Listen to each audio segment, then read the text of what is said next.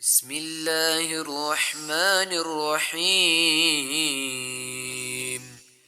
لا أقسم بيوم القيامة ولا أقسم بالنفس اللوامة أيحسب الإنسان أن لن نجمع عظامه بلى قادرين على أن نسوي بنانه بل يريد الإنسان ليفجر أمامه يسأل أيان يوم القيامة فإذا برق البصر وخسف القمر وجمع الشمس والقمر يقول الإنسان يومئذ أين المفر كلا لا وزر إلى ربك يومئذ المستقر ينبأ الإنسان يومئذ بما قدم وأخر بل الإنسان على نفسه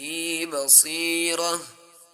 ولو ألقى معاذيره لا تحرك به لسانك لتعجل به إن علينا جمعه وقرآنه فإذا قرأناه فاتبع قرآنه ثم إن علينا بيانه كلا بل تحبون العاجلة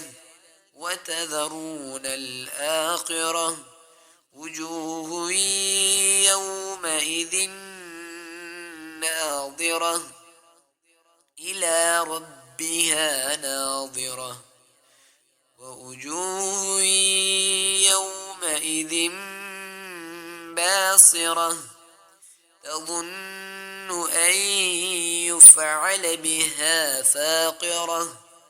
كلا إذا بلغت التراقي وقيل من راق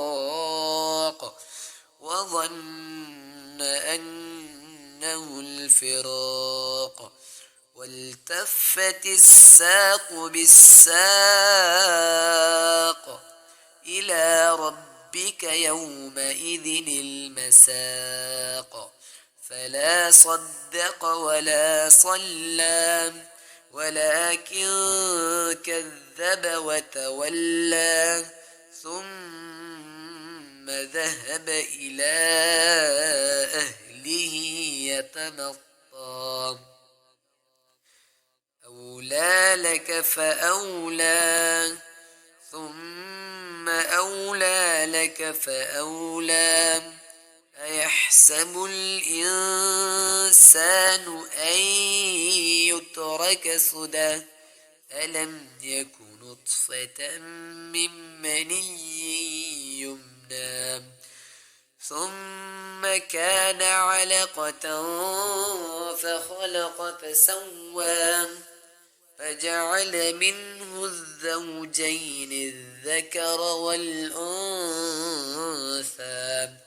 أليس ذلك بقادر على